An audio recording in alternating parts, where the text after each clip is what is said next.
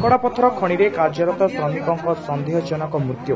खଣି मालिक जेसीबी मारी पोति देथिबा कथा परिवार लोकों पक्षरु अभियोग करथिबा बेले एजाए प्रशासन पक्षरु कोनोसी कार्यानुष्ठान ग्रहण करा जाय नहीं। सूचना मुताबक ढेंकानाल जिला ओडापड़ा तहसिल इंदीपुर राजस्व अंतर्गत गुंडुरीपसी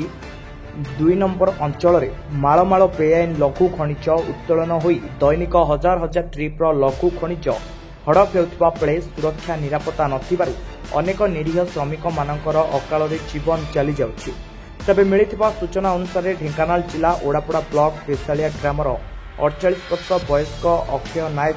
सबुदिन भली आज मध्य सकाळ 4टा बेले निकटस्थ गुंडुरीपसी एक मांकड़ा पत्थर खणी को कार्य कर जाइथिले एवं सेठारे कार्यरत समय तांकर मृत्यु घटिछि। अधिक सूचना पई आम सहित जोड़ी होउछंती आम ओडापड़ा प्रतिनिधि गोपबंधु पारिक। गोपबंधु कौन रही अधिक अपडेट? घटना रही बर्तमान ग्राउंड जीरो को जाइथिलो एवं ये आज नुआ कथा नुह पूर्वर 2 मास एमती 3-3टा जीवन चली जाइथिला एवं ये जो ढेंकानाल ओडापड़ा कथा जदि हम कहबा ताले मालमाल लघु खनिज सब बेले चलुछि एवं बेआईन भाव में चलुछि एवं जिला प्रशासन बाबद में भल भाव में जानिछि। जदि कहबा निकटरे एठी राजस्व अधिकारी कार्यालय रहुछि आईआईसी सदर थाना मध्य रहुछि पाखरे एवं माइनिंग विभाग जदि हम कहबा मात्र खूब कम दूर रे अछि अवस्थित किंतु ता परे भी एठी बारंबार श्रमिक मानकर अकाल जीवन चली जाउछि एवं जदि यार मुख्य कथा रहिबो जे सुरक्षा निरापत्ता जो व्यवस्था रही निश्चित भाव में सरकार गोटे लघु खनिज को जदि लीज प्रदान भी करुँच सी आउ देखुना परवर्ती समय वास्तव में से सुरक्षा जो निरापत्ता व्यवस्था ताहा केमिति सेठी चलती और सेफ्टी कि भाव में मेंटेन करा जो कार्यरत श्रमिक कार्य कर हेलमेट पिंधुची कि ना सेफ्टी बेल्ट पिंधुची कि ना कौन कौन से पीपीई किट व्यवहार कर कार्य को जाऊँगी तार कौन जांच कर सीधा साल भाव में कहवा श्रमिक टीए बलि पड़ जामर जिला प्रशासन और खनि माफिया मौजूदा भितर। अच्छा आम जब देखा आज जो घटना रही से घटना को नहीं परिवार लोकंर कौन रही दाबी? देखो विज्ञान जदि मुझे से जो परिवार कथा कहवा अक्षय नायक बोली से लोक जनक बेछाड़िया गाँव घर और से लोक को आज खनि मालिक सीधा साल घर डाकिकी नहीं रात 4टारू जाइला कार्य क्षेत्र को परिवार में 3 जन झील अच्छा जड़े छोट पुओ अच्छी परिवार तार गरीब खटिखिया लोक सी खटुला दैनिक भाव में परिवार चलुला कि बर्तमान परिवार दांड को आसीगला सी मरी जाइए परिवार चलने चापा उत्तेजना से वृद्धि पाई सेठिकार स्थानीय बासिंदा रास्ता रोक करते बेसाड़िया इंदीपुर मुख्य रास्ता और जहाँ दाबी रोचे से सरकार को कहते आमको 5 ରୁ 10 लाख भितर आमको आर्थिक राशि सहायता करूँ और जहाँ सरकारी अनुदान अच्छे आमको दिंतु। अच्छा जदि सीधा सड़क कह जो खनि श्रमिक जन काम करुले से खनिटी सरकार स्वीकृति प्राप्त लाइसेंस प्राप्त थिला ना ये बेआईन खनि थिला? जी सूचना रही किछिटा अंश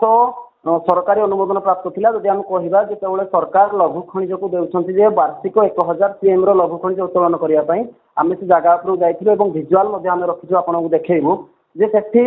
एकर एकर जमीरु उठा जाउची लघु खनिज एवं सीधा सड़क भाव में वन विभाग रो मध्ये संपृक्ति रहुची कारण जंगल जमी सेठी रहुची एवं समस्तर मिली भगत चलुला जदि पूरा रूप में कहबा से संपूर्ण भाव बेआईन कारण 100 फुट लीज नहीं कि तार अधिकार ना जन 1000 फुट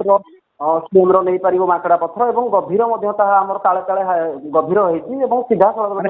सीधा सड़क आम गोटे प्रकार कथा कहीपर जे स्थानीय प्रशासन कथा कहतु वन विभाग कहतु समस्त जानतरे बेआईन खनि चली समस्ते प्रोत्साहन दौरान बेआईन खनि चलवाई निश्चित भाव में ये जो लोकटी आज श्रमिक मरीची से संपूर्ण भाव में दायी रही जिला प्रशासन खनिज विभाग राजस्व विभाग और खनि माफिया। गोपबंधु आम पूर्वर देखी से बेसालिया ग्राम पंचायत जो रही सेठिकार हरिपुर जो मोहरम चोरी घटना होता से 4टी गाड़ी को फाइन कर समस्ते चुपचाप हो कारण आम जिते बड़े दृष्टि आकर्षण करुचु किसी समय पे से सजग होती पुणी मत जिते माटिबू माडे मुझे दरपड़ा काठर अनुभूति नहीं से पुणी जुआ से सीधा साल भाव में कहीपर जे ए नहीं स्थानीय लोक मान प्रतिक्रिया कौन रही जिला प्रशासन पर? ना स्थानीय लोक मानकर उत्तेजना सब रही स्थानीय लोक मैंने चाहूना ये आमर ये बेआईन कम चालू कारण गरीब लोकटी ये पाँच कौन सी केवल पाँच प्रदूषण रोग एवं जीवन अकाल पड़ोसी ना वास्तव में जी खनि करुच्ची जी माफिया ସିଏ ରାଜଭବନରେ ରହୁଛି,